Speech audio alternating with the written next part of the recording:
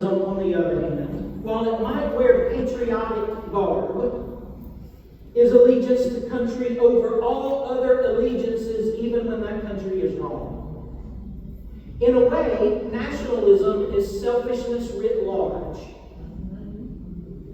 One of the things I spend a lot of my time doing is trying to say to people, if it is a virtue in your living room, let it be a virtue in public.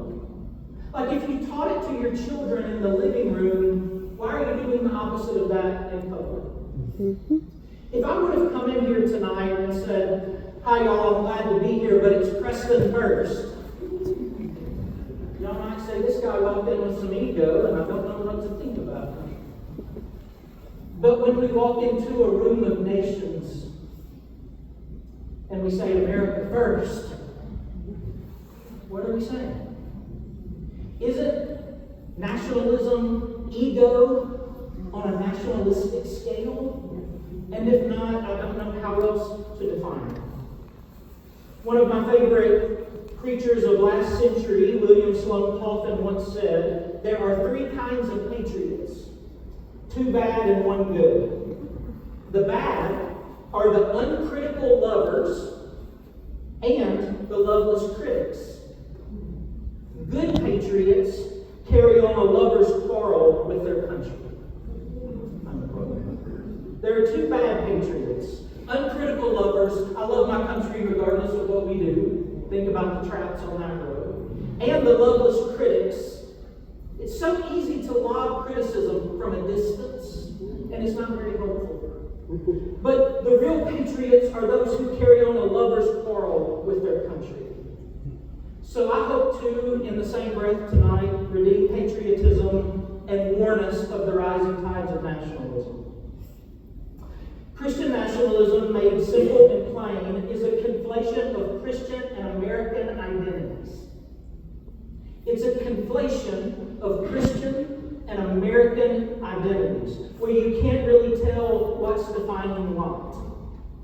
There are a few very clear warning signs and characteristics of Christian nationalism. One is a mythological history.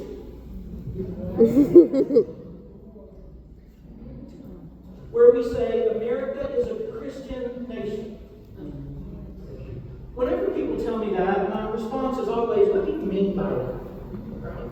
There are ways in which that statement might be true. If by that you mean the majority of citizens of this country profess to be Christian, then in a demographic way, that is true.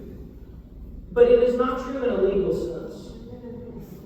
I cannot see how it's been true much in a historic sense. And I think we have work to do in that regard. I want to be clear tonight that there's a racial component to Christian nationalism. In fact, I usually say white Christian nationalism, because I think that's the most clear and specific thing that we're talking about here, is white Christian nationalism.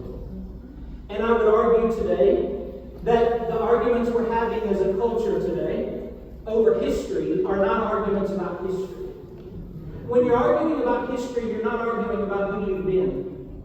You're arguing about who you're going to be and who you intend to be. And there are things that we cannot heal from until we tell the truth about them. So a mythological history, an exaggerated form of American exceptionalism. I have traveled the world. I've seen patriotism in numerous countries.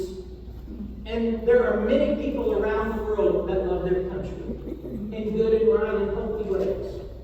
The problem with Christian nationalism is that it inflates American exceptionalism to a place that makes it dangerous.